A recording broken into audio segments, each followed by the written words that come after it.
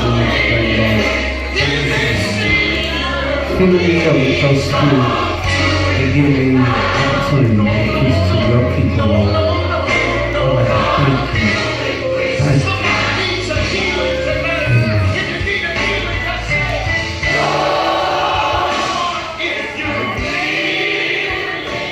Amen. Can I have amen in the house? Amen. Amen, amen, amen, amen. Thank you, Apostle, for that. It just seems sometimes God just puts it right in order for you. You know, it's like my bishop, me and my apostle is connected, and it's like sometimes it's just like she just feels it when I preach that I have to have that anointing before I come up. And that just, you know, before I get to my message, that just shows me that the word that he gives me to preach, it comes right in hand. It's like it just comes right in order to what I'm going to preach today. But giving all thanks to my apostle, Neil Smith, Pastor Smith, Pastor Kelly Taylor, the evangelists, pastors, ministers, everybody, people fresh. Well. Well.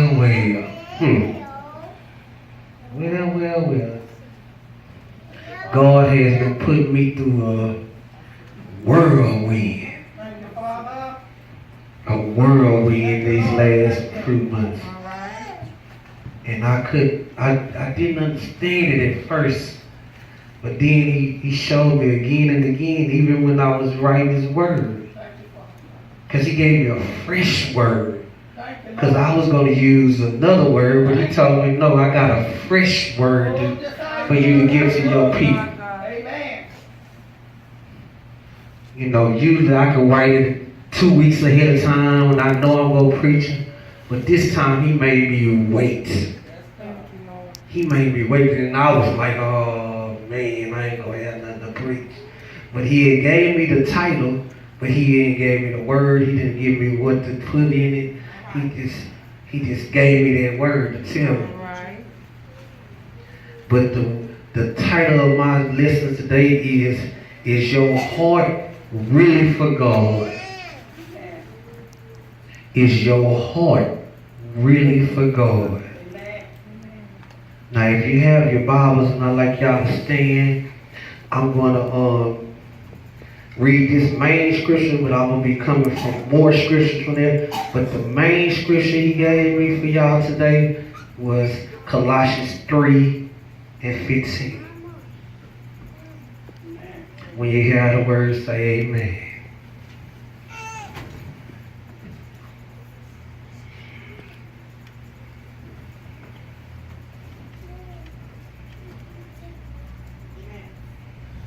Amen. And the word of God reads, and let the peace of God rule in your hearts, to which also ye are called in one body, but ye thankful. You may be seated. Now right there, it tells you, right there, let's start right there. It tells you, let the peace of God rule in your hearts, and which is also ye called in one body. That's the church. That's the church. Because we supposed to rule in our hearts with God and be in one body. That's the church. That's the church. Now, God also showed me that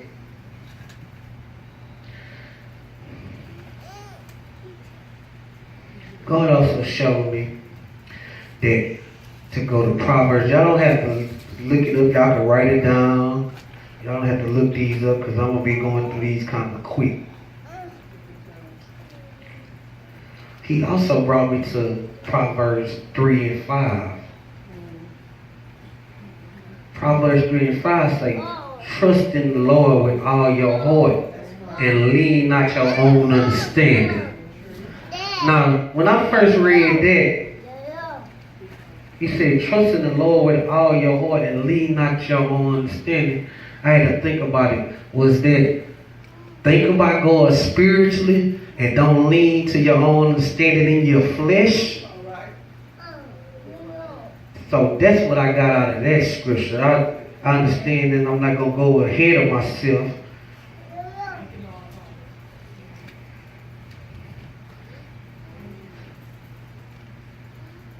But sometimes God tells you to get into your spiritual realm of what you're doing in your heart for God. Because if your heart is not for God, who is it for? Sometimes you have to ask yourself that. Is you just going to church because you saying you going to church? Or you just going to impress another person, say, well, I go to church? Or press another person, say, I preach the word? Or pressing somebody to say that, hey, is it really in your heart?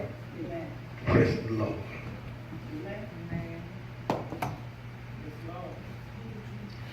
But God also sent me to Proverbs 4:23. He told me, above all else, guard your heart, for everything you do flows in it. So that means you have to guard your heart from the drugs, the drinking, the fornication, the going out, the everything. You have to guard your heart because your heart is your spirit of God. You know, everything is in your heart. You have to use it comes from your heart, then it goes to your head, and then it comes out to your body. So you got to guard. You got to guard this like you guard nothing else. You got to guard your heart from all that unwicked spirits and everything. You have to guard it. Just guard it, guard it. And when I was studying this, I was thinking about it. I was like, oh man, wait a minute. I'm not guarding my heart right for the spirit. Because he wanted me to, and it's just funny that Apostle talked to me in the back and all this that's what she was telling me and everything, it was like coming right in with this word. Like, and it was just amazing that how God works it out.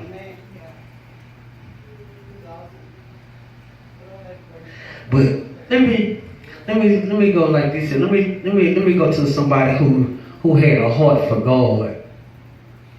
And I always use him because he always reminds me of myself. The man who had a heart for God was Job. Job had a heart for God no matter what. He lost his wife, his kids, he lost land, he lost animals, he lost everything. But he still had a heart for God. God, even when his friends came over there, told him, hey man, I don't know why you still praising this God. Come on. You done lost everything. Everything. But you still got a heart for God? He say, I'm gonna praise him till my wheels fall off. He said, I'm going to praise God to the will. And that brings me to me thinking about myself. Because God doubled for his trouble what he had to do.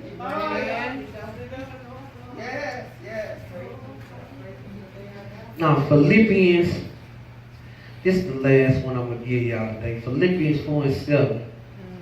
It says, and the peace of God, who transcends all understanding, will guard your hearts and your minds in Christ Jesus.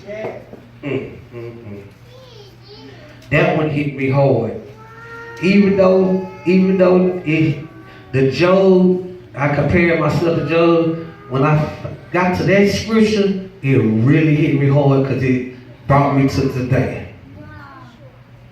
Now Job lost everything. Yes. Everything.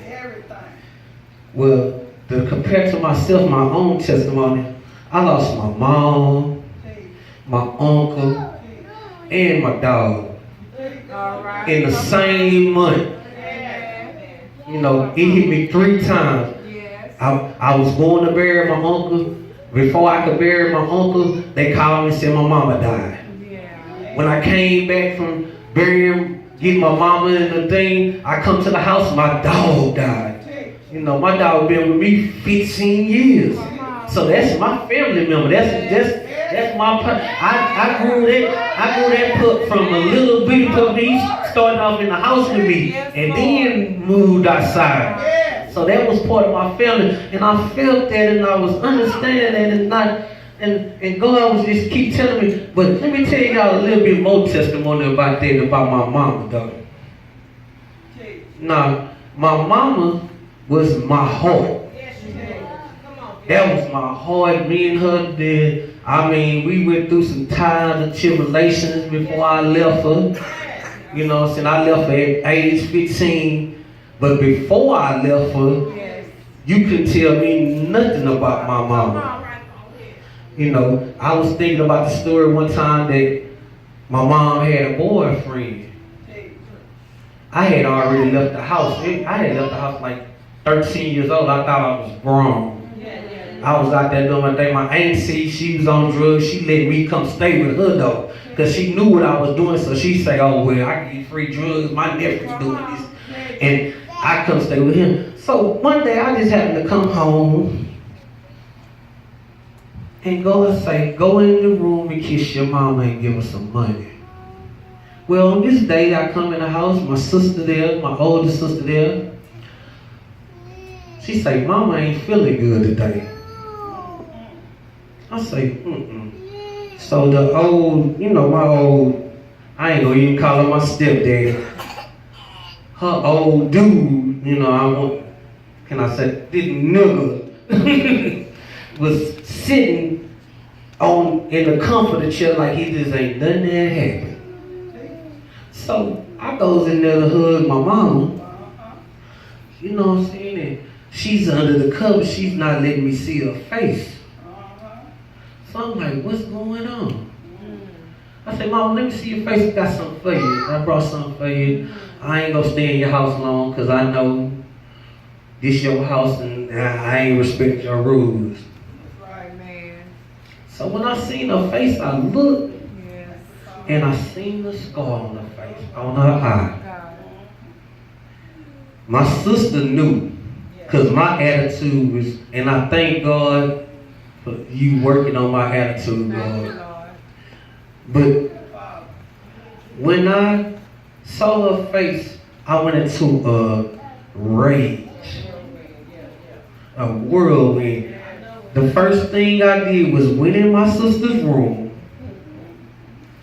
Now y'all know that hanger rod that y'all hang y'all clothes on. You know that.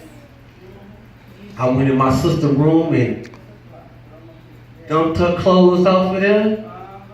And went in the front room. He didn't even know it was coming because I came from behind him because I came out the room. I went to whooping on his head. Because the heart of that's my mama. That's the one who brought me into this world. That was my heart. So I'm going to beat you for beating her. But when you know, God, I don't know, you know why God took me there, but God showed me that she was my heart. Even though that I was gone, that was still my heart. God also showed me this here too though.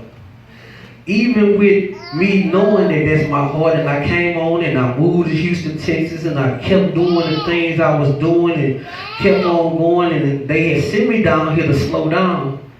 But when I moved to Fifth Ward and got around my daddy kids, it just speeded it up. I was in Fifth Ward when I moved from New Jersey at 15 years old. I came here on a Greyhound. I came down here on a Greyhound. Well, nobody didn't want me to stay with them. My big sister who I stay with now, she was doing her thing, so I couldn't stay with her. So when I moved to Fifth Ward, my auntie, my daddy's sister, and moved right in the Kelly Coast, it was wild city around that time. This was like the 80s. I had first came down here, it was wild city over there. And I was already used to the wild city. It was just a little slower, but I just fit right on in. Cause that's where my heart was at then. The streets was my heart. I ain't gonna lie, I love the streets. It was hard for me. It was hard for me to, when they first told me, hey, you gonna be a preacher, you a man of God. I'm like, who you talking to, me? And then he came 3 times. I went to 3 different ones. I think I told this to everyone. I went to 3 different family reunions and 3 different evangelists and preachers told me, you a man of God, it's in your heart. I'm like, I'm the black sheep of the family. I don't get down with that. I smoke, drink, snort powder, I do run women, I do all of this. What you mean I'm the man of God? Yeah. And he said, you got a testimony in you, so you are the man of God that God is looking for. Yeah. So when that happened, I was like,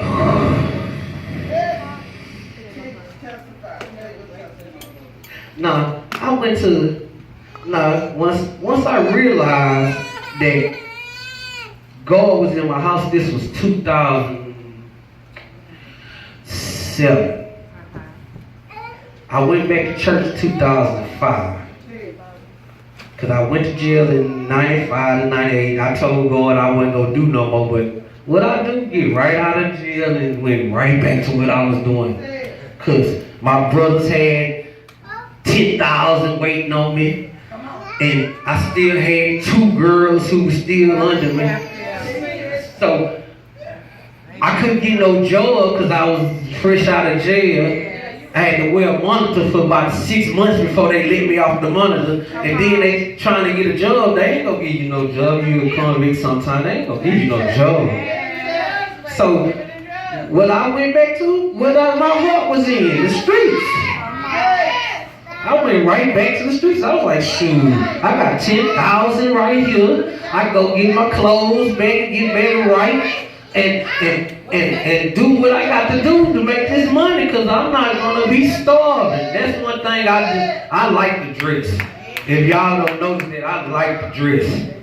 And God told me, if you go dress out there in that world, you gotta dress in the church. So that's, he said you're supposed to look the best for him, you know what I'm saying? So when I got through with that and God was showing me all this here, then he still took me back to Job again. He said, let me tell you like this here. This is what I'm going to show you. Now that your mama died, he said, now that your mama died, your heart is gone. But I'm finna double you didn't even see it, but I already done doubled your trouble. And when he said that to me, I was like, okay, where did he double my trouble for my heart from? He said, well, this is what your trouble came. This is the double for your trouble. You see this woman right here? This is not only my apostle. This is my spiritual mother and my overseer. This is my new mother now. But I have 2 mothers. I just don't have one mother in this church. I have 2 mothers. I got Mother Bernadine, because she stays on my case. She stays on my case. So that's double for my trouble. So my heart is in the right place. I'm in the right place, because every time Apostle comes to me and talk to me, oh man. Boy, if y'all could be a little birdie on the wall or some fly to hear what I have to get through my ears, because I am also her arm bearer, so I have to listen to a whole lot of stuff. I wish I could tell y'all some of the stuff I have to go through, but pray for me. But them are my spirit, them are my mothers now. He doubled my trouble. He made sure I still had somebody to keep me in line. Even when my brother, when I was out of town for the funeral, I ain't have nobody to call me. But guess who called me every day? This man right here. He called me every day I was out of town. Now, I ain't gonna tell a lie. I ain't answer the phone sometimes because I was like, would you please leave me alone? Truth is for the soul. Because I ain't gonna lie, when I got back home, all my homeboys was like, hold on. He back. One of my homeboys, he was in shock. He stood there and looked at me for a long time. And the first words came out of his mouth before he hugged me, he said, I thought you was dead. He said, I thought they had took you out of here, man. I said, no, man, I ran. I had to get away from here. God had to get me away from here because I was going to be dead. He say, I had to get you away. I don't know if y'all know when you gang bang, if they put your name on the wall, if they scratch your name off the wall, if your name on the wall, they scratch your name off, that mean they trying to kill you. They had scratched my name because I had did a whole, oh God, thank you. I had did a whole lot of wrong things. I was the devil's general. You know what I'm saying? I ain't gonna say a little rookie. I was the devil's general. I was doing it all. And didn't care. I had a don't care attitude. Even when I said if my mama died before I got in the world, I used to say, if my mama died, I'm gonna go crazy. I ain't gonna care. I ain't gonna do nothing. But look, my mama died, I was so humble. I was so humble. I really didn't. I to this point, I really ain't really cried yet. I don't know when it's gonna come. But God had already gave me that peace. I didn't even cry. It was crazy because I love my mama. Man, believe me, I love my mama. You know, she was way in New Jersey when I was here, but every time I could, I was there. And even when she come down here, my sister tell you, if she was here to tell you right now, oh, he's a traitor. When mama come down here, he all under mama, he gonna tell her everything. He's a traitor. But that was my heart. But now, this is my heart. And I'm gonna tell y'all, you know, I'll be quiet sometimes. But I'm gonna tell y'all do something to that woman over there. Y'all might see K-Ron then. y'all do something to that woman right there. That boy K-Ron, he dangerous. You don't want to see him if you do something to that woman right there. That man is dangerous. But she keeps a leash on me. She has to leash me down and she's the only one that I let leash me down because I'm real selfish. I got a whole lot of pride. I got a whole lot of pride. You know, I got a whole lot of pride in myself. You know what I'm saying? Cause I'm one of the ones. I'm like down Thomas. I'm like Apostle Thomas. Let me go there. I'm like Apostle Thomas. You got, like when Jesus told him, like Mary went and came back and the apostle told him, well, Jesus is back alive. Thomas was like, really?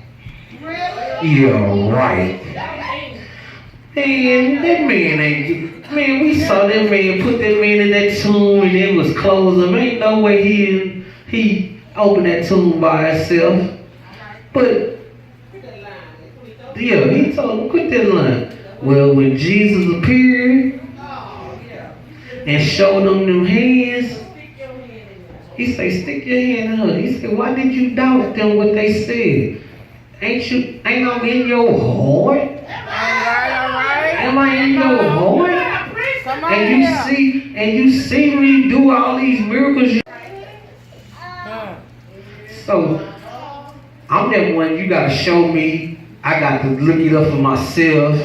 I got to read it, then it come back to me and let God give me the revelation of it. Because you can't just tell me anything. You know, I done studied the Islam. I done studied a lot of religions. So you can't just come to me with any crackerjack stuff. And God has shown, you know, God was talking to me too, also telling me about prophecy. You know, at first I was wondering why Apostle didn't, you know, start calling me the prophet at first.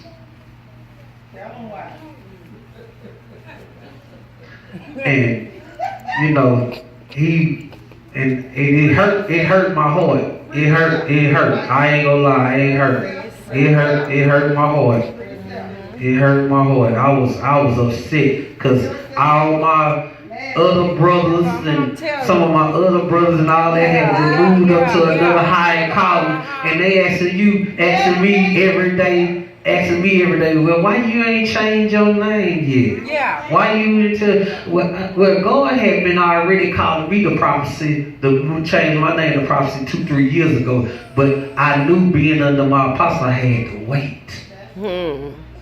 You know, I understood that, but when I changed my Facebook name, I changed it for a reason because I knew God had already told me that I was a prophet. I didn't come to my apostle, I get it out of line.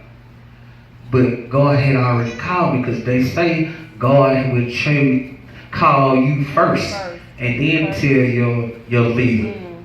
So he had already called me and told me to be prophet 2-3 years ago, but I just would not change my name because I don't believe in titles. I'm not really into titles like that. I had let somebody else program something into me. That's why you have to guard your heart. You have to guard your heart because people are putting a title on you, and then you don't live by that title. They talking about you behind your back. They looking at you. Come on, they watching. Come on. You know, and I lost a lot of friendships because of this woman. I lost a whole lot, but God told me I'm gonna take away a whole lot of your circle away from you. He said he gonna take me a whole circle away. And it was even my family members, some of my sisters. They don't care for apostle. You know what I'm saying? They use my apostle. Yes, you own the something. They use my apostle. You know, they see what God did, what she did, and God did for me with her. Then they try to see if they could pick up on it. But God has already seen what they doing and pushing them away because they try to get commentators, trying to get under my apostle. Come on. Cause they want me, cause I know, they know, hey, I'm her last single son in the spirit. He a man of God, and I want him. But every time, y'all don't know, this is what I do. When they come into church and they be saying, I've been doing this, apostle, what you think? No. And when she tell me that, oh, it's over. It's over. Because that's the woman of God. It took, you got to understand, I've been knowing Apostle 7 years, but I only been with her 5. But I've been knowing her 7 years because she was coming down the street from my house to my godmama's house. 2 houses away from me. I've been knowing Apostle a long time. Even when she was on Scott, I came up there one time. And I'm one of the ones, I'm funny. I don't let nobody put those hands on me. I'm funny. The old church I come from, they'll tell you, we'll go to the church and somebody be trying to perfume on me. I took, because I have to guard my body and my spirit because I know what I went through to get to where I'm at now. Come on. I understand where and I'm still going through it, even on yesterday. I was laying in the house. I laid in the house all day. I watched the baseball game, but I laid in the house all day. Yes. And I was going over my word. And y'all see this here what I got wrote down? This was wrote last night. I had a whole 3-4 other pages. He made me tear that up and write this today. And it just came right on this thing. Even from the office, the apostle talked to me, to the words I hear, to everything, it just came right on the floor. And I was telling to one earlier, I said, man, why it feel funny about me preaching every time I come in? It feel like it's my first time I'm preaching. It feel like it's my first time every time. And she told me, she's like, don't worry about it. You don't get enough practice sometimes, and you just gotta get used to it. That's what Tawana told me. She's like, you gotta get used to it. You know, you gonna get some more times to come preaching, and God is gonna use you more and more and more and more and more and more. So I was like, okay, I'm ready now. You know, and I don't care about if it ain't nobody else. Because I preach to the walls, the chairs, you know, the instruments. I could be in here by myself. Because if God tell me to preach it, I'm going to preach.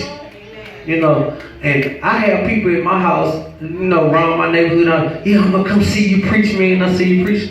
But when I get out here and come out here and walk out here and I don't see them, it don't deflect me from what I want to do. I'm just going to preach my word. I'm just gonna preach my word because it's in my heart now. It's not nothing you can do and stop me from not coming to preach the word no more. And you know, sometimes I ain't gonna lie. That club and all that just be, that flesh be like, and it's hard. But he looses me from that. So I just hope somebody got something out of this today. And my question to you today is God real? Yes. So I hope somebody got something out of this. Amen. Amen.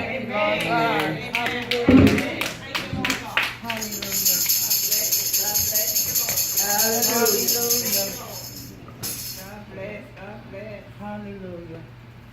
Amen. God bless you, Minister Raphael.